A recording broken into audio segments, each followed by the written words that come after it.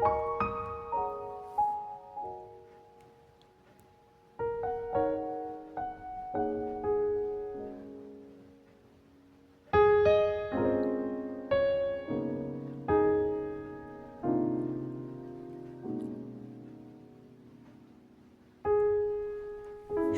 সকাল সবাইকে।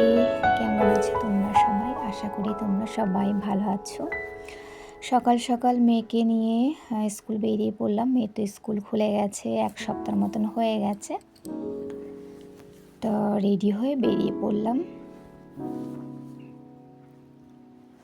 সকালবেলা তো আমি বাসি ঘর ঝাড় দিয়ে ঘর মুছে স্নান করে নিয়েছি। তারপর মেয়েকে রেডি করিয়ে দুজনে একটু খেয়ে দিয়ে বেরিয়ে পড়লাম মেয়ের স্কুলে। আর মেয়েকে নিয়ে তো এই গলিটা দিয়ে যাওয়া হয়। এই গলিটা একদমই ফাঁকা থাকে, বেশ কোনো সমস্যা হয় না।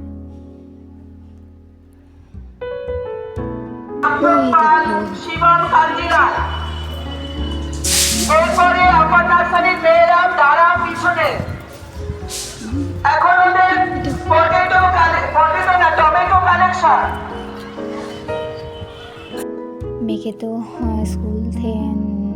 স্কুলে দিয়ে বাড়ি চলে এসেছি।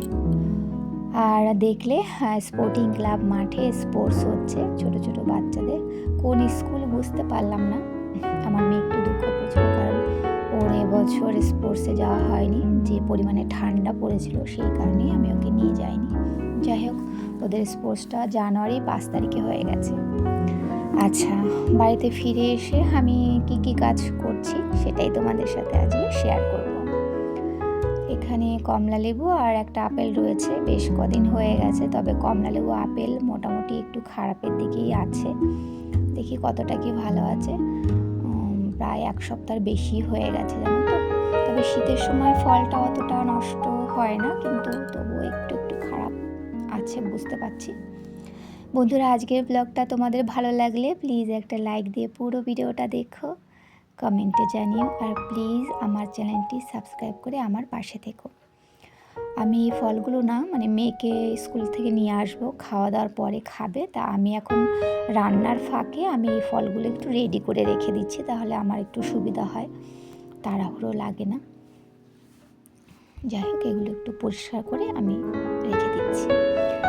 আর আমি বাড়িতে এসে জামা কাপড়গুলো কেচে রেখে দিয়েছি। অল্প কিছু জামা কাপড় আছে, কারণ প্রত্যেক দিনই প্রচুর কাচা হচ্ছে। তোমাদের কি বলবো, আর কাচবো না করে একটা দুটো করে অনেক জামা কাপড় পেরিয়ে যাচ্ছে।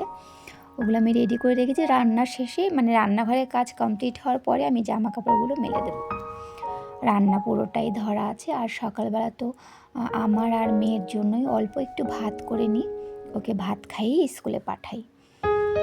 তারপরে সারাদিনের রান্না, রাতের রান্না এই দুপুরটাতেই করি। এখানে আমি ভাত বসিয়ে দিয়েছি আর নিরামিষ তরকারি করে নিচ্ছি। আজকে নিরামিষই খাবো।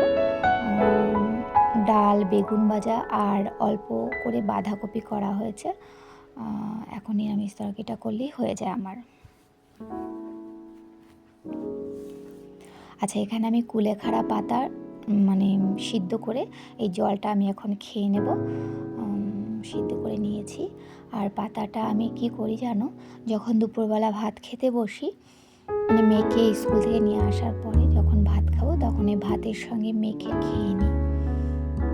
এইভাবেই আমার এই ওষুধটা, আমি মনে করি এটা আমার কাছে ওষুধ। এটা খাওয়া হয় ওই সপ্তাহে 2-3 দিন করে বলেছে ডাক্তারবাবু, তাই খাচ্ছি।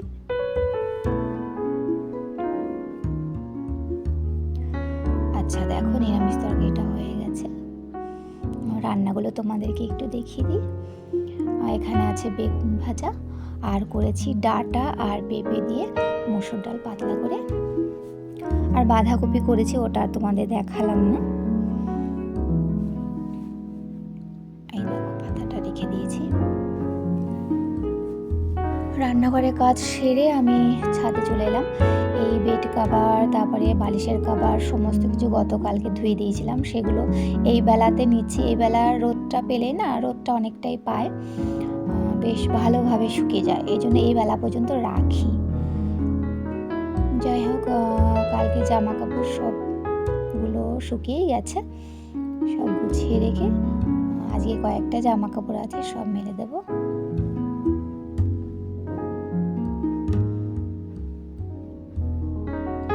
প্রচণ্ড তাড়াহুড়ো করছি, কিছুক্ষণ বাদেই তো বেরিয়ে যাব।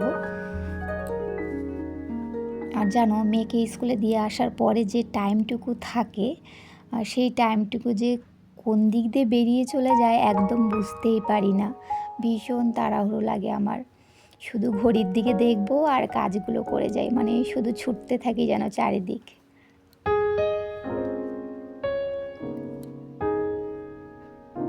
আর শীতটা অনেকটাই কম আছে, অনেকটা কমে গেছে, একটু ভালো লাগছে, মানে অতিরিক্ত তো কোনো কিছুই যেন ভালো লাগে না আমাদের জন্য, তাই না বলো? আচ্ছা, ওপরতলা ছাদে মেয়ের এই সোয়েটারটা আমি দিয়েছিলাম, এই সোয়েটারটা না গতকালকে ধুয়েছি, তা সকালবেলা এসেই দিয়ে গেছিলাম, এখন সুন্দর শুকিয়ে গেছে। চলো এবার আমি রেডি হয়ে নেব তাড়াতাড়ি করে, আর জামা কাপড়গুলো বিছানাতেই রেখে গেলাম, বিকেলের দিকে ভাঁজ করে নেব। চলো ভিডিওটা তাহলে এখানেই রাখি, তোমরা ভালো থেকো, সুস্থ থেকো, তোমাদের সাথে আবারও দেখা হবে আরও একটি নতুন ভিডিও নিয়ে।